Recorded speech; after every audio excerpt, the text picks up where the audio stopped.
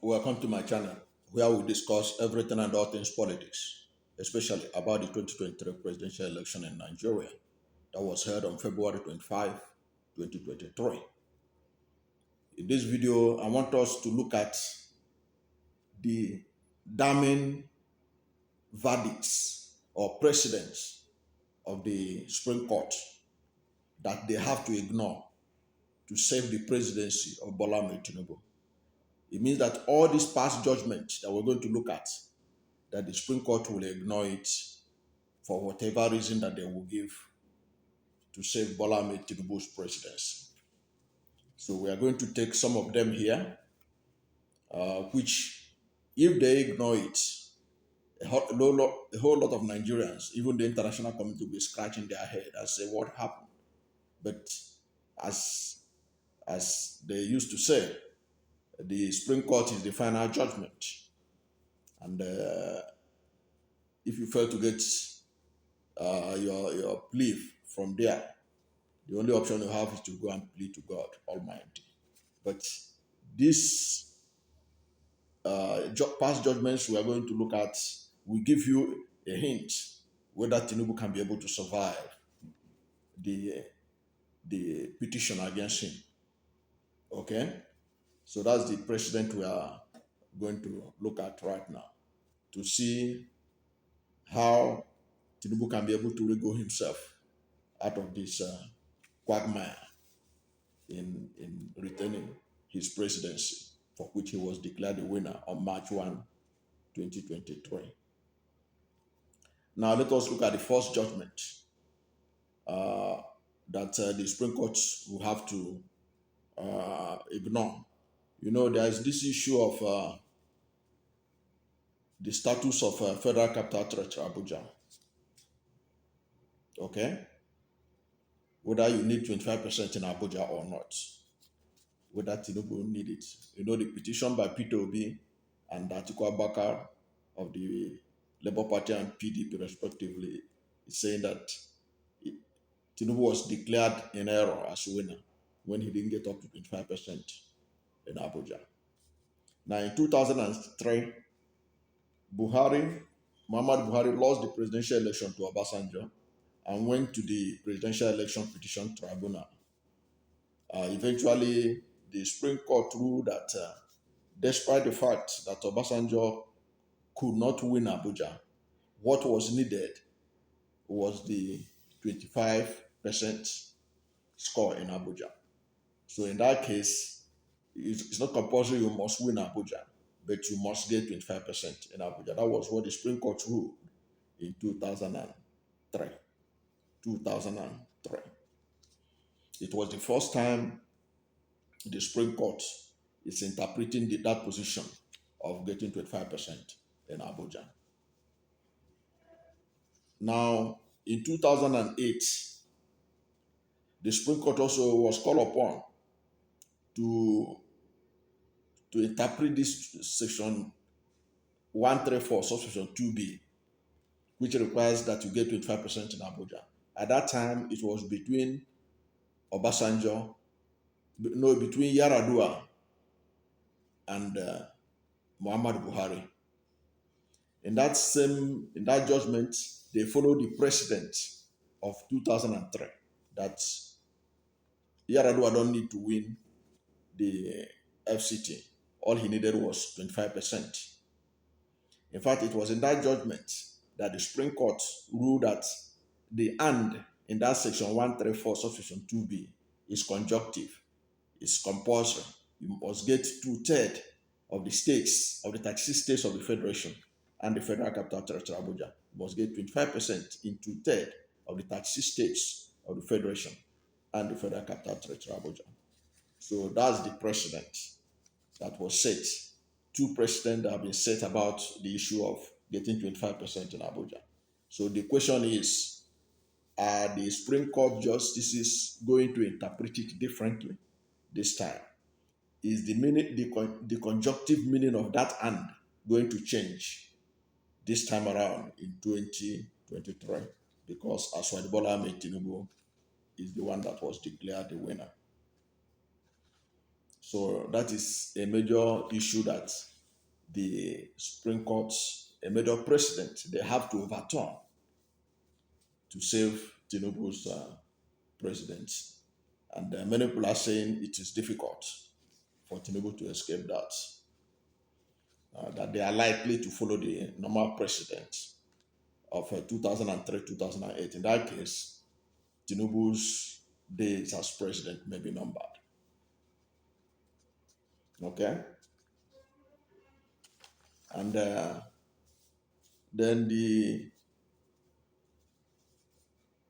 now since 1999, Tinubu will be the first person without getting 25% that will be declared president of Nigeria. Another judgment that the Supreme Court will need to overturn was delivered in 2014 in the case of Abacha versus the federal government of Nigeria, where the Supreme Court delivered the judgment in a groundbreaking case, where the Supreme Court decided that forfeiture is a result of a crime and that there can be no forfeiture if there is no crime. So, based on this, if you go and read section 137 that contains conditionalities for disqualification of somebody or a presidential candidate, it means that there's no way Tinubu will not be disqualified for the forfeiture of $460,000 to the United States government.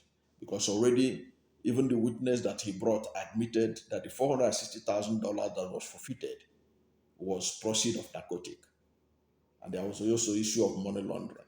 So if you go and read that section 137 that contains the conditions for any candidate to be disqualified, you see that Tinubu fit into that picture with this forfeiture of $460,000 to the United States government.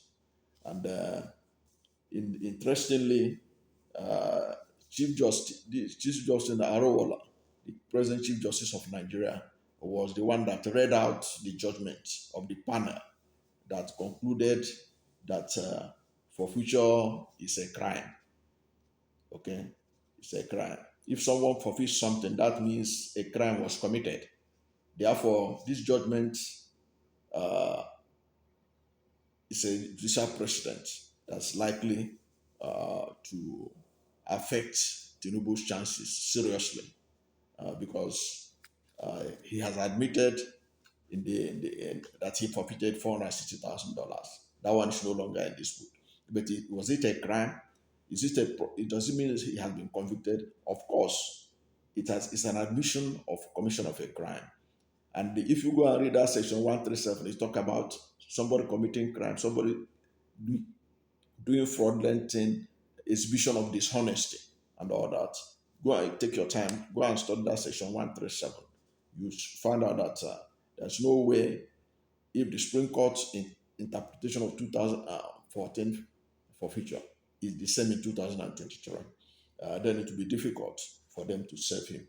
But if they want to save him, it means they will have to ignore the precedent that they set of what is forfeiture in 2014, and they ignore all that and say, okay, Tinubu is very important to Nigeria for him to remain the president, that they have to overlook it and overturn their former ruling on what forfeiture is. So that is part of the challenge that Tinubu faces. Okay?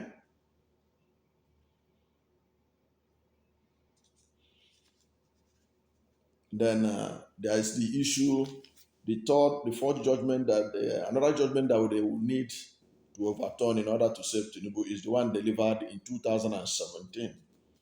The two Supreme Court justices who delivered that judgment are still there at the Supreme Court. They are still there at the Supreme Court. In an unanimous judgment, they disqualified the PDP candidates because he forged his certificates. He forged his certificate. Now, looking at the evidence that Atiku Abubakar brought before the court, showing several instances of certificate forgery, alleged certificate forgery, against Aswad Bola Ahmed Tinubu, both in his university certificate and in his NYSC certificate, National Youth Service Corps certificate. It means that his chances of being disqualified based on alleged forgery, if they can establish, if the Supreme Court can establish that actually he forged any of his certificates, as the Atiku Abakar media legal team allege through their witnesses, it means that there is no way that he is going to survive. There's no way he's going to survive. It means that the Supreme Court, if they allow him to go stay, it means that they have ignored their previous ruling in annulment of an election or disqualification of a candidate because the person forged a certificate. Then the next case that precedent that was set by the court, which they have to ignore, is the judgment that they delivered to disqualify David Leon of the All Progressive Congress in Bayelsa State, who won the election. He won the election landslide, but his greatest undoing was that his deputy governorship candidate forged his certificate, forged his certificate, and the Supreme Court, on the eve, 24 hours to his inauguration, the Supreme Court annulled his election.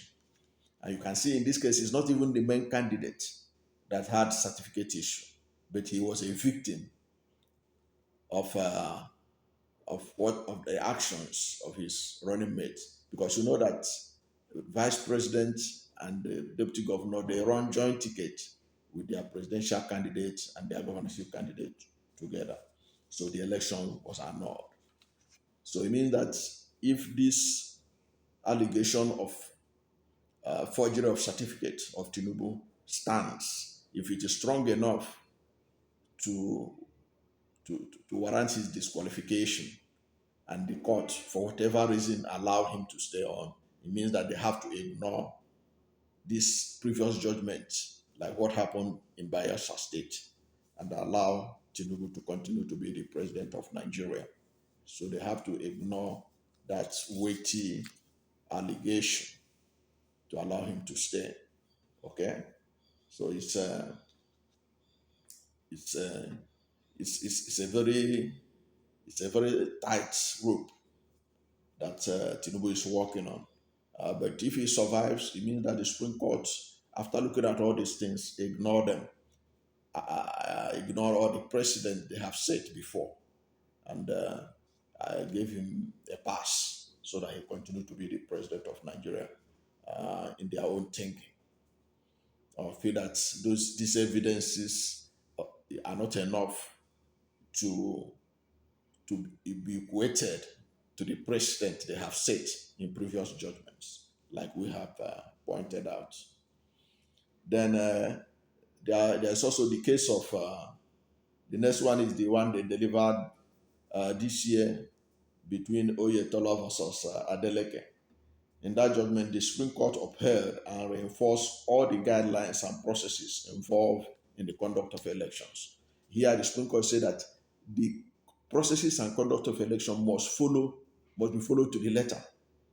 So if it is required that before you go for collection of results, you must compare whatever you are collecting with what is on the IRIF, then you must follow that. Because already, if you read the European Union report, the results of the presidential election was not collected up to 35% when they declare President Bola Ahmed Tinubu the winner of the election. So if the Supreme Court goes by their ruling in Oyetola versus Adeleke, in insisting that all the guidelines and processes must be involved in the declaration, in the collection of results, it means that those results they collected for Tinubu, when they have not collected up to 100% of the total results, could be disqualified, could be cancelled, because they did not compare to what was in the diary. What was in the diary was only 35% before they declared Tinubu the winner of the election. So these are some things that the Supreme Court have to overturn or overlook for them to be able to say, okay, Tinubu can continue to be in office. And no reasonable person will believe that the Supreme Court will ignore all of this. But then this is Nigeria. Anything can happen. But basically, if you go by the what we have at Emasia, you find out that it is a very tight rope that Tinubu is climbing for him to survive as the president of Nigeria at the end of the day. Because all these presidents, I don't know how the reasons they will give to Nigerians that will make them to ignore all of them and give Tinubu a pass. But that is where we are today. So that is what it is. They have to give him a pass. They have to overturn all their previous judgments on his matter, related to his matter, to save him. Let us see how far they can go in doing that. Thank you for watching this video. And if you are new to my channel, you have not yet subscribed to my channel, please subscribe to my channel, hit the subscription button, hit the notification bell. When you subscribe to my channel and hit the notification bell, anytime I have a new video, you'll be among the first to know. God bless you. And please don't forget to like this video, because when you like it, Google will rank it high and recommend it for more people. God bless you and yours.